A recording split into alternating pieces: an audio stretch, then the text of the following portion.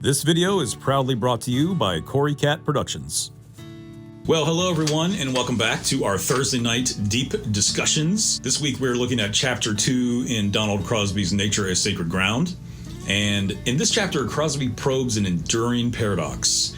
How can the world be both one unified whole and a collection of diverse parts? This really is an enduring paradox throughout the entire history of philosophy and science. So Crosby reviews ancient and modern ideas, noting that some thinkers argue everything is ultimately the same, while others emphasize a multiplicity of independent elements, and there are lots of really good arguments for both things. Crosby contrasts the extreme of monism. So monism is this thing where everything is of one substance. All differences that we see are just illusions, but everything is actually just one. There's only one stuff. We are all part of one stuff. Contrast that with a pluralistic view that sees the world as disconnected fragments. So pluralism, many things, disconnected fragments. For a lot of people, it's either monism or it's pluralism. But for Crosby, that doesn't work. Rather than choosing one side, Crosby advocates for a both-and approach that accepts both unity and diversity as fundamental. And fundamental, again, is a really important word. We start with unity and diversity. At the bottom, the metaphysical bottom of all things is unity and diversity. We don't try and figure out first which one is true. We are presupposing from what we see around us that it is very possible that the metaphysical claim that unity and diversity are both fundamental is the case. Modern physics, with its universal laws and abundant phenomena, supports this balanced perspective, this both-and perspective. Crosby argues that while underlying principles connect the universe, the variety and the varied manifestations of matter and energy reveal a rich, intricate tapestry. And we can ask Dr. Cat about that if she is going to join us tonight. That's a great question for her. Now, examining nature itself, Crosby draws on thinkers that suggest that nature isn't arranged in a strict hierarchy, but is a dynamic, overlapping network. Also, pretty important metaphysical claim there. He sees events like the Big Bang as both unifying origins and catalysts for ongoing complex evolution. So not just one or the other. Unifying origins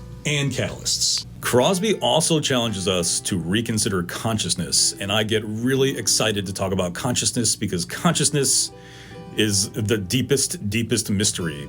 Probably more mysterious than God for people who are interested in physics and metaphysics. He questions whether our inner experiences can be fully explained by physical interactions or whether new irreducible qualities emerge as systems become more complex. Now, we're going to focus on consciousness and emergence tonight. Those are two very important words and very important ideas and concepts to think about. I really can't wait to get started on that because I'm really interested in consciousness. Crosby further ponders whether a God's eye view of the cosmos is ever attainable. And of course, he's going to come down on the side of a God's eye view is not attainable. And it's probably a healthy thing to acknowledge that as human beings, our human perspective is inherently limiting. So as humans, we have an inherent limited perspective, and that's a good thing to think about. That's a good thing to admit. That's a good place to start from. It's going to keep us humble as we think about all these big topics in science and philosophy and theology and all the things. For those in the Unitarian Universalist community, which I'm guessing is all of us, Crosby's insights resonate really deeply with this idea of the interconnectedness of all life, this web of interconnected, interrelated, interdependent being. And this is a really important thing for Unitarian Universalists. And one of the cool things about Crosby's book is that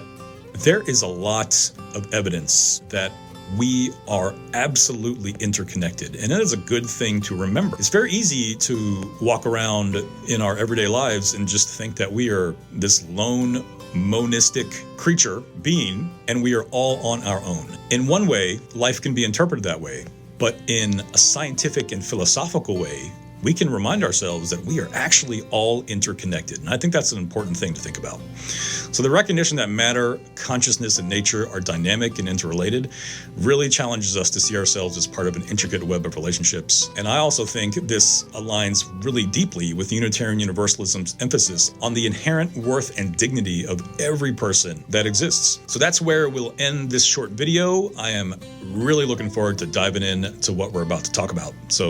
Which I'm guessing is going to be consciousness and emergence. So I'll see you soon.